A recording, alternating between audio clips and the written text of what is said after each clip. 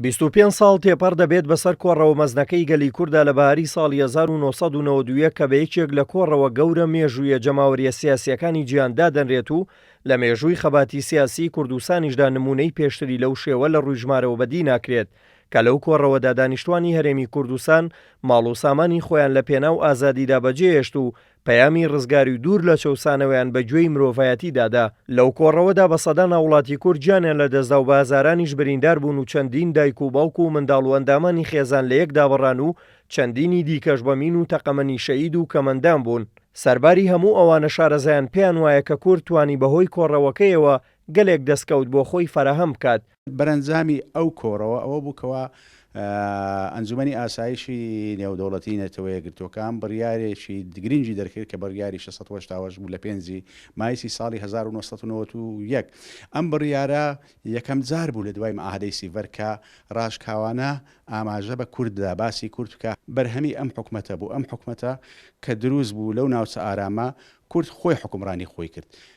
لە سەرەتای حکومڕانی خۆیدا لە مانجی دەی ساڵی 1992 هەرێمی کوردستان پەرلەمانی کوردستان بڕیاری ئەوەیدا کەوا پەیوەندی لەگەڵ حکوومەتی ناوەند کە ئەو وەختە ڕژێمی پێشوو بوو لەسەر ئەساسی سیستەمی فیدرالی بێ. دوای ڕووخانی ڕژێمیش سیستەمی فیدرالی لە عێراق پیادەکرا هەم لە دەستوری عێراقی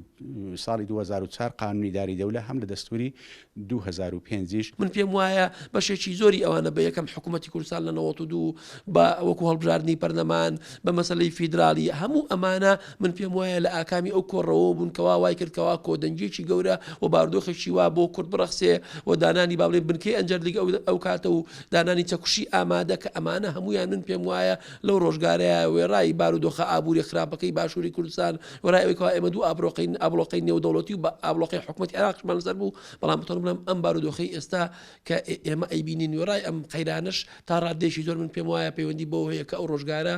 کورد پێکەوە چ پارتە سیاسەکانی چ خەڵکەکەی بەیەکەوە واقعێکی با بڵین خراپی بەعس و واقعێکی خراپی ئەو دوژمنەی ڕەت کردوانێ و کۆڕەوە مەزنەکەی گەلی کورد دەستکەوتەکانی وەکردنەوەی سنوورەکانی وڵاتانی دراوسێ بە ڕووی کورداندا و دەرکردنی بڕیاری 680 ئەنجومەنی یاسایشی نەتەوە یەکگرتووەکان و ئەژاندنی ویژدانی مرۆڤایەتی و هاتنی چەندین ڕۆژنامەنووسی بیانی و دیاریکردنی هێڵی 36 وەکو ناوچەی ئارامی دژەفرین لێکەوتەوە. هەروەها دوای گەڕانەوەی هاوڵاتیانیش بۆ سەرماڵ و حاڵی خۆیان سەدان ڕێکخراوی بیانی ڕویان لە هەرێمی کوردستان کرد و هاوکاری حکوومەت و پەرلەمانی تازە دروستبووی کوردستانیان کرد بۆ ئاوەدانکردنەوە و بنیادنانەوەی هەرێمی کوردستان لە بواری ئابووری و ژیاری و ژیانی هاوڵاتیاندا. کۆڕە و یەکدەنگی و یەگەڵوێستی کورد و لایەنە سیاسیەکان بوو سەبارەت بەو کارەساتە و هەر کارەساتێکی دیکە کە بەسەر کوردستاندا بێت کە ئەوەش پشتیوانی نێودەوڵەتی و دەستکەوتی سیاسی و یاسایی و ئابووری بۆ گەلی کورد بە دوای خۆی داهێنا. دلێر کەمال، کورسات نیوز، سلێمانی.